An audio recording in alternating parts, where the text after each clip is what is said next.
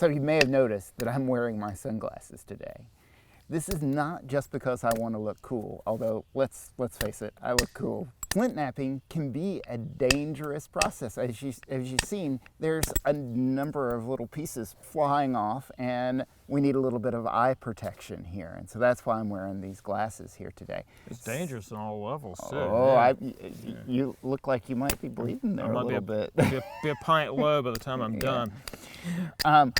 Anyway, Scott is going to show us some percussion flaking with using a soft antler billet, and then he's going to show me how to do pressure flaking.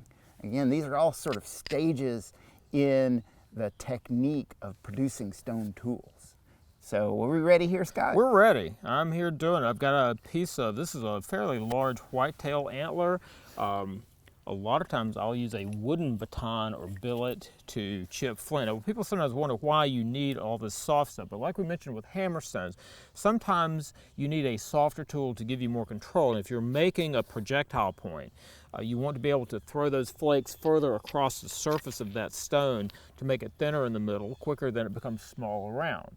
As we prepare for pressure flaking, I wanted to make some thinner flakes that would allow us to better flake those with the other antler tools we're going to use here in a minute. So I'm shaping this up. Now this could, with a little luck and a little bit of work, become a much better item. We could make a projectile point, like I say, an arrowhead for some people's perspective, out of this thing by chipping with the antler tool. So right now we're just striking that to get a better proportion. If you found that now, it might not look like anything very fancy, but to an archaeologist, you pick that up and you go, yes, that is definitely a little sort of razor blade dispenser that someone was using as they were working towards a projectile point that would go on the end of another tool. All right, we can also use wooden billets and materials to hit with. People are sometimes a little weirded out when I tell them that you can use wood to chip flint and other rocks. But it's a little bit like breaking a beer bottle with a... Look at that. Oh, I got you. All right, thank you. Like breaking a beer bottle with a baseball bat. You know you can do it with a rock, but you also know that if you hit it really hard with a stick, you could break it the same way. And sometimes it leaves a very characteristic lipped edge where you hit it, as opposed to, say, a hammerstone or the antler billet. But that's just a little bit about soft hammer percussion, giving you a lot of control over the stone when you're working. So pressure flaking, it's this... So Scott, can I ask you a question? Sure. So we talked about the bipolar technique, and that is potentially millions of years old. Right. These other techniques you're showing me, where do they fit in the lineup of the development of these technologies? We see soft hammer percussion coming in generally with Neanderthals, Homo sapiens, early Homo sapiens. When we start seeing more refined tools, a lot of the hard hammer percussion stuff that was done, that lasted for probably millions of years itself, for making Acheulean hand axes. And the problem there is you start with a big fat piece of flinty rock and you chip around the edge and end up with a little fat piece of flinty rock. What soft hammer percussion does, and you sort of have to be thinking about this, it allows you to change that width to thickness proportion to make a more refined tool. Okay. So as our brains got bigger, our brawn might have gotten a little smaller, so we have to come up with better ways of making stuff.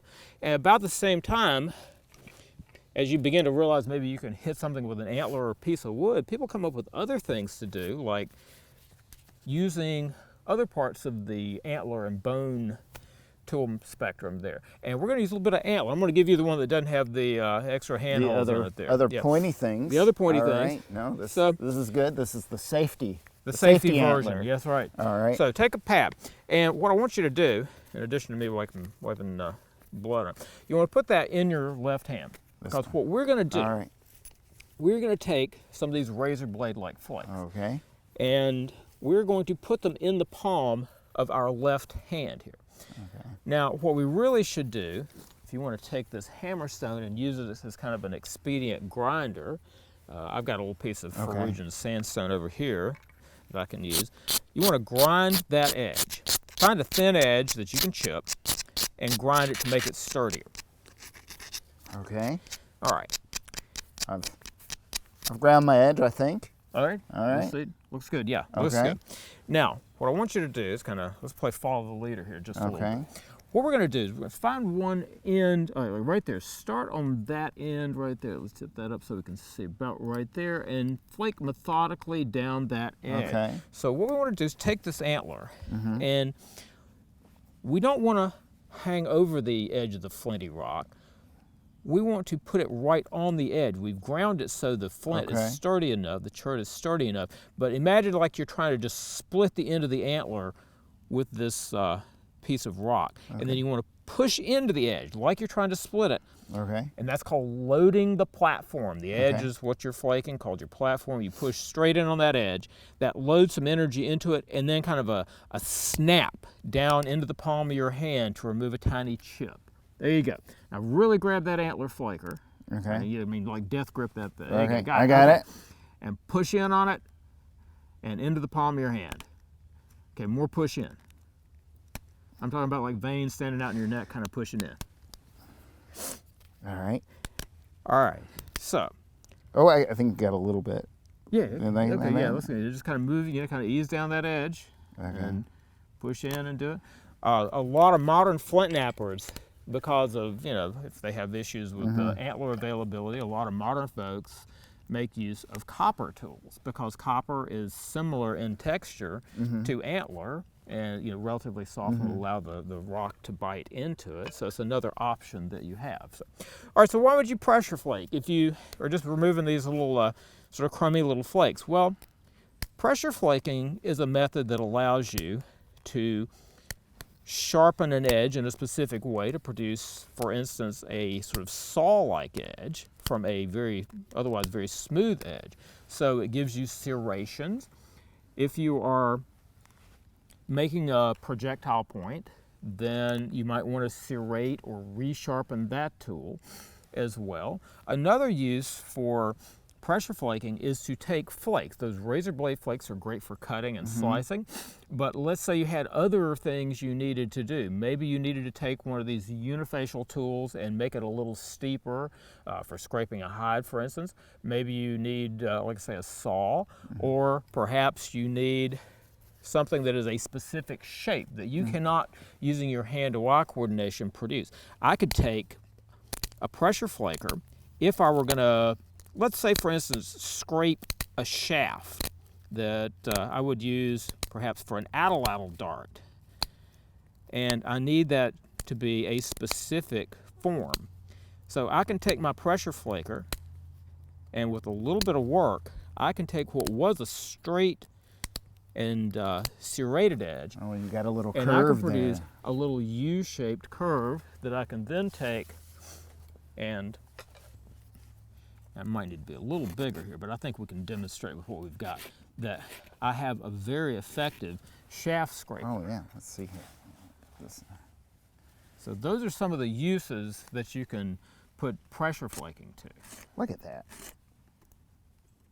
And the great thing about stone is that unlike steel or other metal tools, you don't have to heat the forge up. You can do all this stuff on the fly. As you need it, you can make these Look at tools. that. That just, Isn't it awesome? It comes off Yeah. very easily. And that is fairly dry, hard wood too, trying to get rid of the Look bark at off that. of it. So, you could make yourself a Look shaft. at those little curly cues. curly cues of wood that just came Yeah, right off there. You got it. That's also a good tinder too for your yeah. fire. So that's just a little bit about pressure flaking. You can, a lot of times when you first start, you're making small flakes, taking small chips off the edge. But as you learn to lean into that thing a little bit more, you might have noticed that one thing I do is I will often use my legs. One of the things that I have a hard time getting people to understand is the use of the leg, because this begins to hurt very shortly. Your shoulders can only take so much, and your legs are far stronger than your shoulders. And just using that force. And people don't see that part. And when I do an introductory class on pressure flaking, I tell people it's like you need to use your legs, and it's like this doesn't do you any good. You need to put it down here so you're using the legs to really lever down that force, and you can take off a much larger quality of flame. Yeah. So, So it's just a little addendum to the pressure flaking Awesome. phenomenon. So Thanks, Scott. all right, cool. I think I'm ready to maybe try this at home. Maybe. Awesome.